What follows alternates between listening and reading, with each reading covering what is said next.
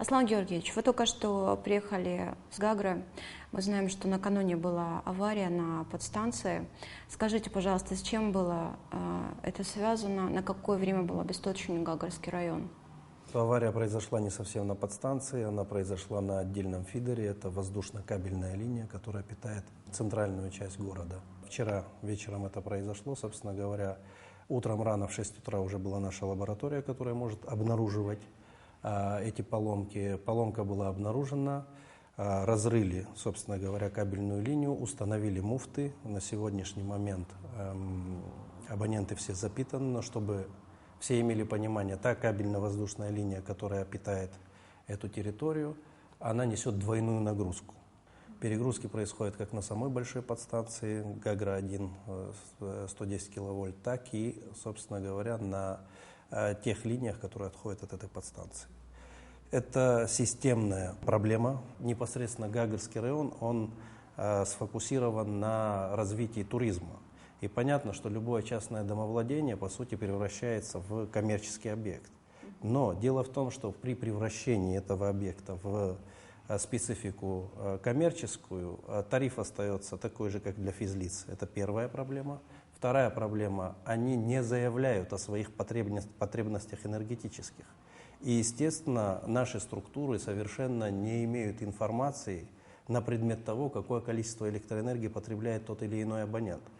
Естественно, расчеты по линии, они происходят за счет суммарной мощности, которую потребляют все абоненты. Есть официальная статистика и есть незаконные подключения. Вот из-за этих незаконных подключений происходят перегрузы.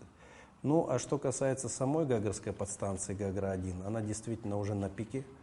И если мы не проведем реконструкцию и не увеличим мощности, то мы можем оказаться в достаточно тяжелой ситуации этой зимой. Но в этом отношении у нас тоже предусмотрена мера. Если мы своевременно не получим финансирование в рамках инвестиционной помощи, мы уже подготовили один крупный трансформатор на подстанцию, 25-мегаваттный, который после прохождения сезона туристического мы будем устанавливать на Гагре-1 для того, чтобы пройти, собственно говоря, зимний период. Это не новый, к сожалению, большому у нас нет возможности приобретать такие трансформаторы. Но для вашего понимания, это очень дорогостоящее оборудование. И, собственно говоря, ну, я вам скажу, тот трансформатор, о котором идет речь, его стоимость порядка 17-18 миллионов рублей. Это только один трансформатор. По нормативам на каждой подстанции должно стоять 2 одинаковых трансформатора. Меня интересует такой вопрос. Сразу есть такие незаконные подключения. Ведется ли работа в этом направлении, на выявление их? Конечно, ведется. Мало того, мы начали использовать рейдовую систему. То есть, что это значит? Мы берем наших работников, собственно говоря, из одного региона, предположим, Тхуачальского региона, и их отправляем в Гагрский район. То есть мы понимаем, что, конечно, частично коррупция, она присутствует везде. У нас ходят на местах какие-то недобросовестные контролеры, такое тоже у нас бывает, и у нас есть выявленные факты.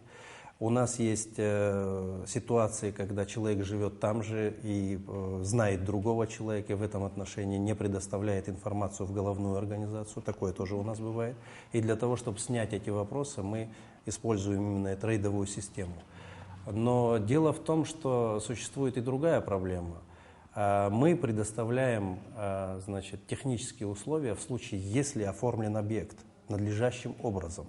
Это оформление любой абонент, любой наш гражданин проходит в администрации. И зачастую объекты, даже которые не оформлены в законодательном плане, подключаются самовольно. То есть у них и самовольное строение, и, собственно говоря, самовольное подключение. И получается, что ни администрация, ни РУП «Черноморэнерго» не в состоянии проконтролировать эту ситуацию. Мало того, в нормативном законодательном плане у нас, по сути, нет никаких рычагов воздействия на этих людей. Единственное, что мы можем сделать, мы можем приехать и просто отключить, а это выливается в конфликты. Ну, что вы планируете? Как вы собираетесь решить этот вопрос? Дело в том, что в рамках инвестиционной программы мы запланировали ряд мероприятий, в которые подпадает и подстанция Гагра-1, и не только. Там, в принципе, в Гаграх подпадают фактически все подстанции под этот инвестиционный план. Мало того, там существует 2 проекта по строительству новых линий. в том числе и линии, двухцепной линии с подстанцией Гагра-1 в центр города, со строительством ЦРП, то есть центральный распределительный пункт, от которого можно запитывать уже абонентов. В случае реализации этого проекта и вообще в случае реализации инвестиционной программы большинство денег из которой будет направлено на Гагарский район, фактически 80% глобальных проблемных вопросов Гагарского района будут исчерпаны. Аслан Георгиевич, вы на посту руководителя Черноморэнерго порядка 8 месяцев, это тоже немалый срок. Какое наследие вам досталось и что удалось изменить за это время? Спасибо за вопрос. На самом деле наследие достаточно сложное, потому что, к сожалению большому, наша энергосистема находится в очень ветхом состоянии. Приблизительно, если говорить о цифрах, то порядка 90-95% нашего оборудования, по сути, старше 50 лет. И, как вы понимаете, таких серьезных вливаний в энергетическую отрасль не происходило в силу, в том числе и объективных причин. И мы понимаем, что эта отрасль, она как отрасль, на которой, наверное, зиждется в том числе и национальная безопасность, энергетическая безопасность, она идет фактически чуть ли не на первом месте, а в нее нужно, понятное дело, вкладывать. Мы прекрасно понимаем, в каком состоянии, даже визуально, каждый наш потребитель может обратить внимание, в каком состоянии у нас опоры, в каком состоянии у нас, собственно говоря, провода, в каком состоянии у нас трансформаторы. Понятно, что в селах тоже разруха и очень большие проблемы. Но многих вещей наши потребители не видят, что у нас происходит с нашими подстанциями большими, 110-220 киловольт, что у нас происходит с магистральными линиями, которые идут от Ингургеса и запитывают эти подстанции. То есть ситуация достаточно сложная, достаточно плачевная. И понятно, что это тоже проблемы системного характера, с которыми мы должны каким-то образом справляться. На сегодняшний день объективно можно сказать, что, и мы все об этом знаем, что Абхазия живет без внешних каких-то вливаний, и мы, собственно говоря, за счет собственных средств пытаемся латать какие-то дыры. Понятно, что даже в момент моего прихода, по сути, склады у нас были пустыми, и на данный момент у нас ситуация не особо изменилась. То есть у нас существует много проблем, и у нас есть всего лишь два источника дохода. Первый источник дохода – это плата за электроэнергию, второй источник – это получение технических условий. И в том числе из-за того, что у нас есть неплатежи в этом отношении, мы менее эффективно используем свои ресурсы, потому что периодически приходится кидать все ресурсы на, предположим, оплату заработной платы. Да? То есть такие вещи. Понятно, что в той или иной степени происходит оптимизация затрат. За счет оптимизации затрат мы приобретаем оборудование, на которое мы тянем. Но тем не менее, когда мы сталкиваемся с какой-то проблемой, нам зачастую приходится, опять же, именно под эту проблему закупать оборудование. Вот такая ситуация. Что делается непосредственно в самой структуре, вы задали вопрос. Ну, дело в том, что сейчас идет совершенно иное структурирование. Если раньше, собственно говоря, бытовая деятельность, то есть получение денежных средств за электроэнергию было сосредоточено в каждом филиале по Абхазии, то есть каждый район, в каждом районе есть филиал нашей структуры, то, собственно говоря, сейчас происходит централизация. Мало того, кроме того, что происходит централизация, за счет того, что эти денежные средства приходят централизованно в РУП Черноморэнерго, у нас появляются резервы и экономия денежных средств, как вы понимаете, то параллельно с этим мы занимаемся внедрением неких современных систем, которые минимизируют участие самого человека в процессе. То есть, условно, если мы сегодня внедряем терминалы оплаты, значит, человеческий фактор в получении денежных средств с абонента, он минимизируется.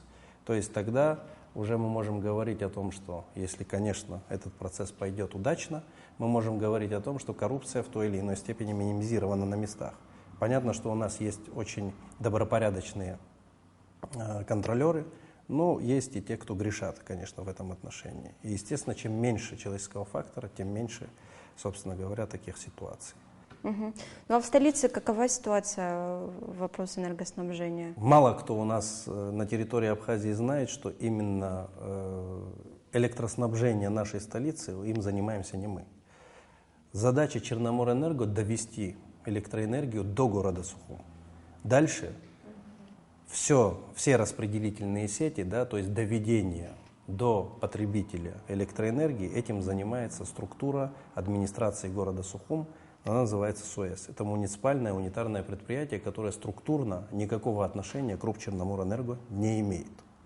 Соответственно, мы не всегда можем вам ответить. Понятно, что мы взаимодействуем в рамках тех или иных вопросов, но тем не менее мы не взаимодействуем с этой структурой на должном уровне в силу того, что это совершенно разные две структуры с совершенно различным имуществом. Также выстроена система в каждом городе республики? Кроме СУЭСа, кроме муниципального унитарного предприятия СУЭС в городе Сухум и кроме Махадыр-ГЭС, это тоже МУП в Гагарском районе, все остальные структуры подчиняются нам.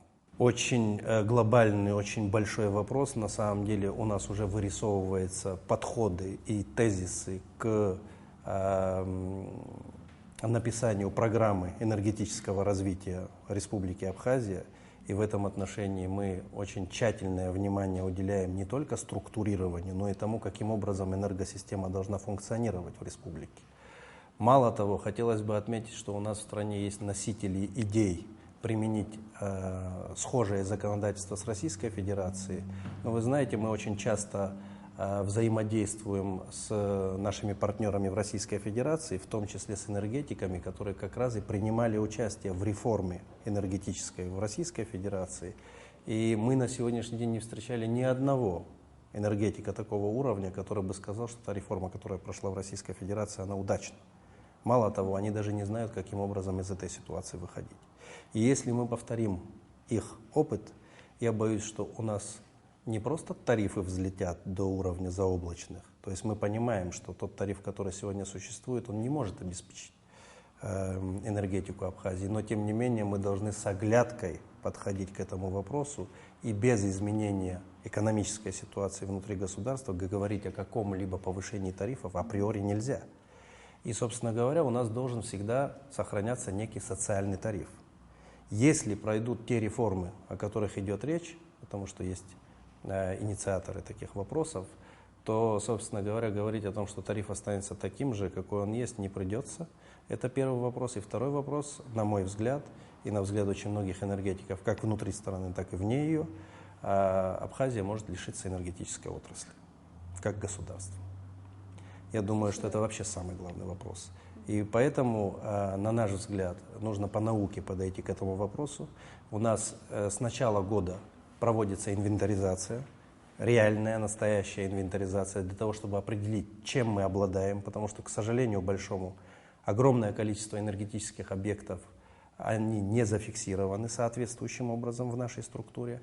Ну, вы понимаете, что после того, как эта инвентаризация пройдет, мы поставим на баланс то, что у нас существует соответствующим образом. После этого у нас будет понимание того, что нам делать с энергетической отраслью, какие у нас могут быть затраты в этом отношении. У нас уже есть концептуальный взгляд на написание программы развития энергетической отрасли, которая в случае ее написания, я надеюсь, будет принята на более высоком уровне. И только после этого, как это и принято, опять же повторяюсь, в науке, мы можем расписать закон, который будет регулировать программу развития. Собственно говоря, тогда у нас будет биться идеология с нормативной базой. Тогда, в принципе, говорить о повышении тарифов не приходится, да? Даже при том тарифе, который на сегодняшний день является самым низким в мире, у нас культура платежей очень низкая. То есть, условно, по всей Абхазии приблизительно, значит, мы выходим на различные цифры в различные годы, да? То есть от 40 до 50-55% всего лишь. Ну вот я вам скажу, да, по динамике даже. Вот, если не считать последние 2 месяца, у нас было увеличение поступления денежных средств за электроэнергию порядка 11-12%. На сегодняшний день у нас по отношению к предыдущему году увеличение всего лишь на 0,2%. Конечно, здесь есть и объективные причины. Мы понимаем, что мы собственными средствами на сегодняшний день выживаем, да, и не всегда у нас есть платежеспособное население. Но почему-то основными плательщиками у нас являются люди неимущие. А имущие люди почему-то считают, что платить за электроэнергию не стоит. И над этим мы очень, конечно, работаем серьезно и надеемся, что будут результаты. Мало того, надеемся на то, что наше население нас услышит. Для того, чтобы наша энергосистема осталась в наших руках, и для того, чтобы мы смогли эксплуатировать свои сети, обязательно это должно быть поступление, то есть обоюдные взаимоотношения между абонентом и, собственно говоря, между структурой, которая подает это электричество в каждый дом и тепло в том числе. На самом деле о нас вспоминают зачастую только тогда, когда выключается свет, электроэнергия не подается в дома и так далее. Но дело в том, что тот период времени, который мы провели в этой организации, мы все, я как говорю, мы не только о себе, естественно, о той команде, которая работает, и о тех людях, которые и работали здесь. Собственно говоря, мы занимались реструктурированием. У нас есть много информации, которую мы можем вам предоставить в свое время. Да? У нас на то и запланирован ряд мероприятий. Сегодня мы осознали, что мы обязательно должны быть открытыми для наших граждан. Мы должны быть открытыми до такой степени, чтобы они сопереживали вместе с нами за те проблемы, с которыми мы сталкиваемся. Для этого у нас появилась пресс-служба. Мало того, у нас ряд мероприятий, которые периодически будут освещаться, надеемся, в прессе, посредством в том числе и вашим.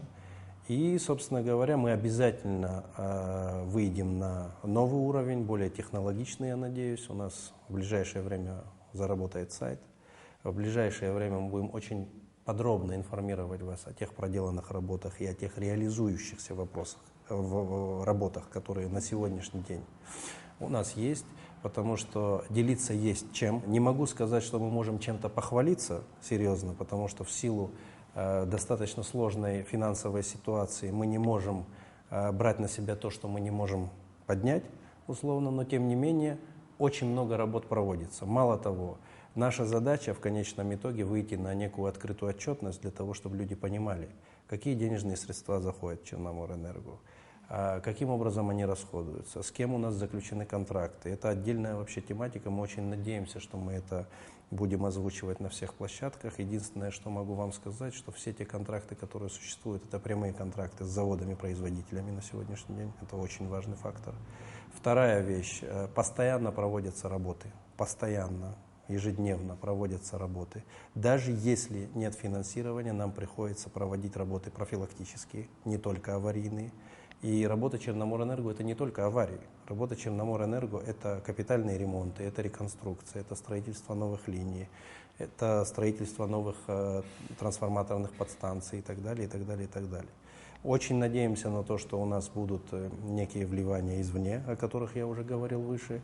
И в рамках этих возможностей, я думаю, что сразу же все почувствуют эффект от того, каким образом работает организация. Организация очень живая, и я бы, пользуясь случаем, хотел бы поблагодарить всех энергетиков, которые день и ночь, не покладая рук, постоянно работают, постоянно на связи и, собственно говоря, делают все для того, чтобы наши абоненты, наши граждане были запитаны. И в этом отношении вот обращаюсь ко всем, очень просим в том числе и хотя бы иногда оценивать эту работу. Спасибо вам за ответы. Успехов.